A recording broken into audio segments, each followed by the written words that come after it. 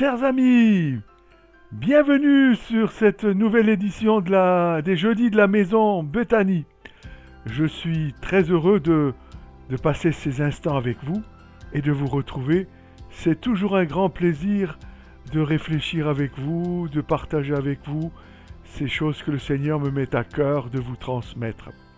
Alors j'espère qu'ils vont vous rencontrer en pleine forme et que nous pouvons ensemble donc passer un moment agréable. C'est vrai, les temps sont difficiles. Les menaces pèsent toujours et chaque jour quelque chose d'autre vient renouveler l'actualité Covid. Chaque jour, on entend parler de nouveaux variants, de nouveaux vaccins et aussi de nouveaux points de vue scientifiques et également des points de vue différents, points de vue d'épidémiologistes, de médecins spécialistes dans les infections et puis bien sûr le conseil scientifique qui entoure le président Macron et ses ministres. Et les gens ont l'impression que on manque de repères, d'assurance.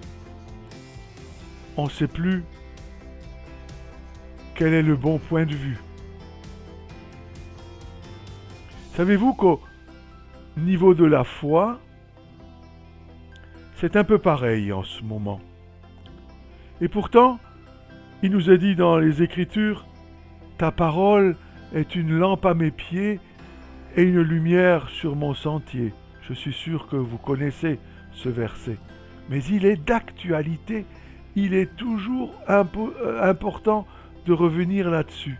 « Ta parole est une lampe à mes pieds et une lumière sur mon sentier. » La Réforme, avec Luther, Calvin et les autres, avait remis les Écritures au centre de la foi. Le mot d'ordre était sola scriptura, l'écriture seule. Mais de tout temps, et spécialement de nos jours, on brode beaucoup autour de l'écriture, comme si elle ne suffisait pas, ou ne suffisait plus. De nouvelles révélations, des affirmations diverses, beaucoup sur les réseaux sociaux, des mises en cause de l'écriture pour diverses raisons, des courants théologiques dévoyants, des mouvements religieux qui rajoutent des choses. Et devant ce constat et devant ces dérapages que je viens de vous décrire, je voudrais vous relire un texte écrit par Spurgeon, ce grand prédicateur du XIXe siècle, et qui constatait déjà ces dérapages que je viens de décrire. Et je vous lis donc ce texte d'après le site Le Bon Combat, que je vous recommande. Oui, allez de temps à autre sur ce site Le Bon Combat pour trouver des choses profondes pour nourrir votre foi. Alors écoutons ce texte de Spurgeon. Certains esprits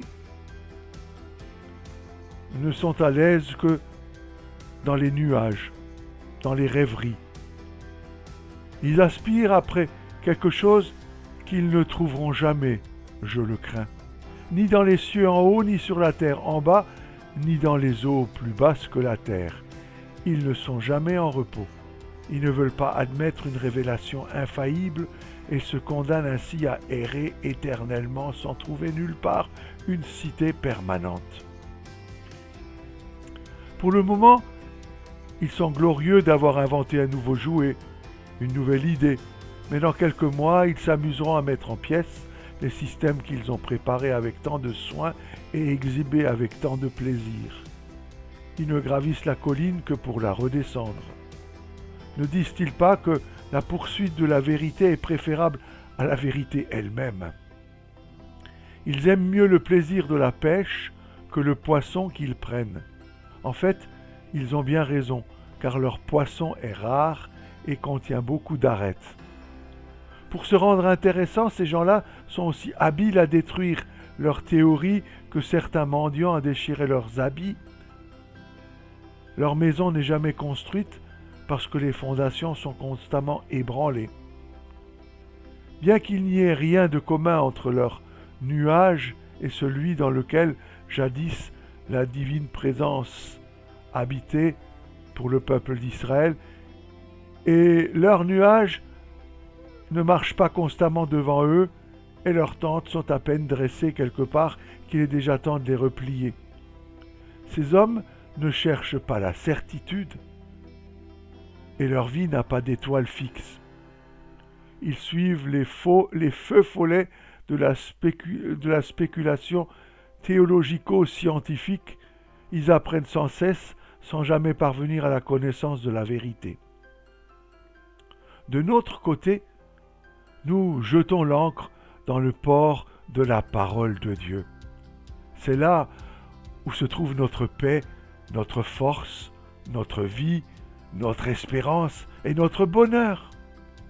Notre intelligence s'écrie « J'ai trouvé », notre conscience affirme « C'est là que réside la vérité ». Notre cœur y trouve l'appui de toutes ses affections et c'est ainsi qu'il est heureux et satisfait. Si la révélation de Dieu n'est pas suffisante pour notre foi, que pouvons-nous donc y rajouter? Qui peut répondre à cette question? Qu'oserions-nous proposer comme ajout à la parole sacrée? Si l'on nous proposait d'accepter la parole humaine la plus attrayante comme parole de Dieu, nous la repousserions avec dédain. Voudrions-nous coudre des haillons à un vêtement royal, ajouter des cailloux aux diamants d'un célèbre collier? Il nous semble absurde de croire et de prêcher autre chose que ce que la parole de Dieu place devant nous comme étant l'idéal de la vie. Pourtant, nous sommes en présence d'une nouvelle génération d'hommes qui cherchent sans relâche un nouveau moteur, un nouvel évangile pour leurs églises. La couverture de leur lit n'étant pas assez longue, ils veulent emprunter un peu d'étoffe au rationalisme, à l'agnosticisme ou même à l'athéisme et au scientifisme. Soit. S'il y a quelque force spirituelle, quelque puissance céleste en dehors de la Bible, nous pourrons nous en passer.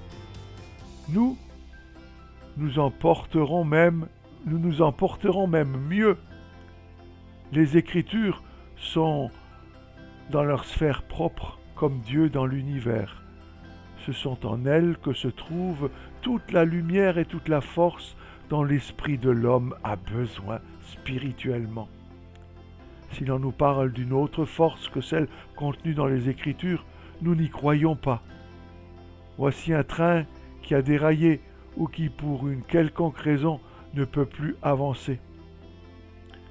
Une équipe de secours arrive. On attelle plusieurs locomotives au train immobile, mais elles ne bougent pas. La rame est immobile. Il faudrait plus de vapeur.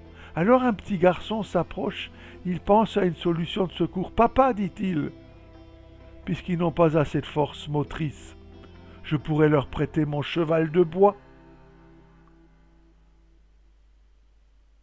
On nous a offert ces derniers temps un nombre considérable de chevaux de bois pour la cause de l'Évangile. Bien qu'ils aient fait beaucoup de promesses, il est vrai qu'ils n'ont pas fait grand-chose. En réalité, je crains qu'ils n'aient fait plus de mal que de bien. De fait, ils ont grandement contribué à vider les lieux de culte et à détourner bon nombre de gens de la foi. Après avoir vu les nouveaux jouets qu'on leur offrait, les auditeurs se sont tournés vers des choses nouvelles. Ces prétentieuses vanités n'ont fait aucun bien. Elles n'en feront jamais. Seule la parole de Dieu est suffisante pour intéresser les âmes et les sauver. Et ce raisonnement est valable pour toutes les époques. Les nouveautés ne durent pas. Mais si quelqu'un me disait « Nous avons sûrement le droit d'ajouter nos pensées à celles de la Bible », je lui répondrais « Mon frère, vous pouvez penser tout ce que vous voudrez, mais les pensées de Dieu sont meilleures que les vôtres et vous n'avez pas le droit de les mettre sur le même pied. Vous pouvez jeter au vent de belles pensées comme les arbres laissent aller leurs feuilles en automne, mais il est quelqu'un qui connaît mieux votre propre pensée que vous-même et qui en a une bien pauvre opinion.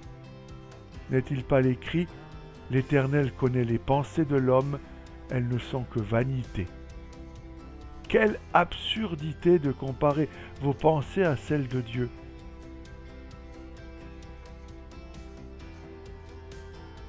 Chercheriez-vous le soleil avec une chandelle à la main? Voudriez-vous ajouter votre néant à l'infini pour le remplir? Il vaut mieux rester silencieux devant le Seigneur que de prétendre compléter ce qu'il a dit. Les conceptions humaines ne sont qu'un désert de sable comparé au jardin de la parole de Dieu. Dans les limites du livre sacré, nous sommes sur la terre où coule le lait et le miel. Alors pourquoi y ajouterons-nous les plaines désolées de la spéculation humaine? Les Saintes Écritures sont cette tour de David bâtie pour servir d'arsenal où sont suspendus 1000 boucliers, les boucliers des hommes vaillants. Si nous voulons des armes, c'est ici et ici seulement que nous devons les prendre.